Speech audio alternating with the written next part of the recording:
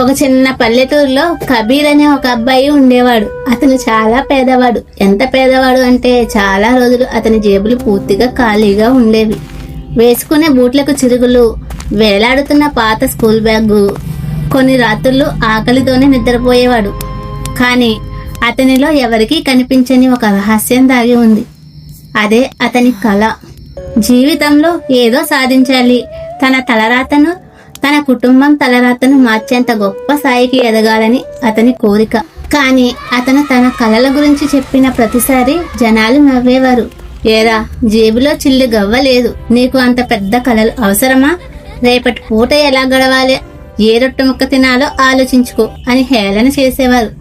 ఆ మాటలు కబీర్ మనసును ముక్కలు చేసేవి. కానీ తన భవిష్యత్తు తన ప్రస్తుత పరిస్థితికి పరిమితం కాదని కబీర్ బలంగా నమ్మాడు.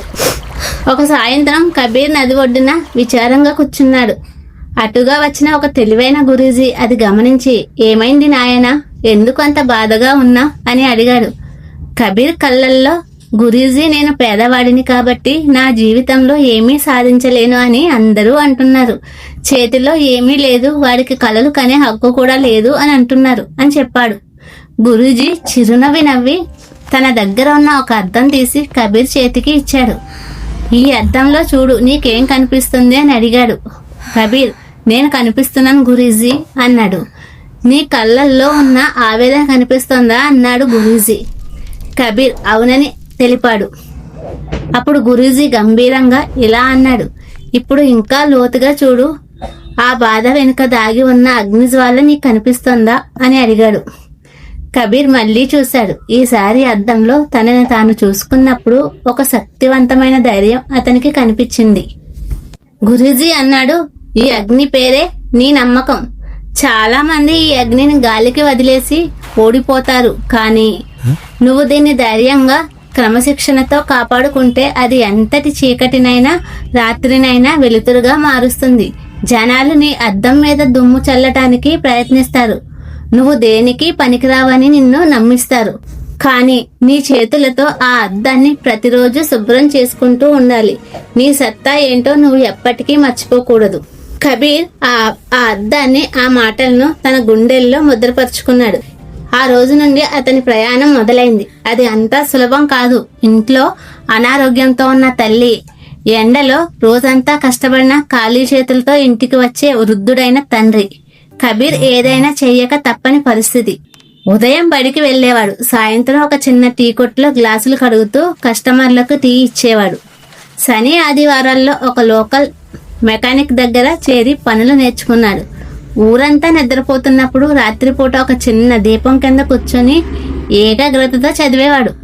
నిద్రను, విశ్రాంతిని, ఒక్కసారి ఆహారాన్ని కూడా త్యాగం చేసేవాడు. కానీ ఏనాడు ఆగిపోలేదు. ఎందుకంటే ఆ అద్దం, తన కళ ఎప్పుడూ అతని కళ్ళ ముందే ఉండేది. సంవత్సరాలు గడిచాయి. కబీర్ ఊరి చివర ఒక చిన్న మొబైల్ రిపేర్ షాప్ పెట్టాడు. సంపాదించిన ప్రతి రూపాయిని జాగ్రత్తగా దాచాడు. ఒక చిన్న ఎలక్ట్రానిక్ షాప్ తెరిచాడు. కస్టమర్లకు గౌరవం ఇస్తూ వచ్చిన లాభాన్ని వ్యాపారంలోనే పెడుతూ పగలు రాత్రి కష్టపడ్డాడు. అతని కష్టానికి ఫలితం దక్కింది. ఒక షాపు కాస్త 3 షాపులు అయ్యాయి. ఆ తర్వాత తన సొంత బ్రాండ్ పేరిట మొబైల్ యాక్సెసరీస్ లాంచ్ చేశాడు. ఎవరైతే ఒకప్పుడు అతన్ని చూసి నవ్వారో వాళ్లే ఇప్పుడు అతనితో కలిసి పనిచేయడానికి ఆఫీస్ బయట క్యూ కట్టారు. తల్లికి మెరుగైన వైద్యం అందింది. తండ్రి పొలంలో కష్టపడాల్సిన అవసరం తప్పింది. ఒకరోజు కబీర్ దగ్గరికి గురూజీ వచ్చాడు. కబీర్ ఎంతో గౌరవంతో ఆయనకు స్వాగతం పలికాడు. గురూజీ చిరునవ్వుతో ఇలా అన్నాడు, చూసావా కబీర్, ఈ ప్రపంచం పేదవాళ్లను ఎప్పుడూ చిన్నగానే ఆలోచించేలా చేస్తుంది. కానీ ఎవరైతే పెద్దగా ఆలోచించడానికి సాహసిస్తారో వాళ్లే చరిత్రను తిరగరాస్తారు. కళలనేవి జేబులో ఉన్న డబ్బుతో కాదు, గుండెల్లో ఉన్న దృక్పథంతో నిజమవుతాయి అనడానికి నువ్వే ఒక ప్రత్యక్ష ఉదాహరణ. మిత్రులారా, ఈ రోజు మీ మనసులో కూడా ఏ మూలన ఒక చిన్న ఆశ తగిలినా దాన్ని అలాగే వదిలేయకండి. ధైర్యం అవసరమైన వారికి ఈ కథను షేర్ చేయండి. ఈ వీడియోని లైక్ చేయండి, ఛానల్ సబ్స్క్రైబ్ చేయండి.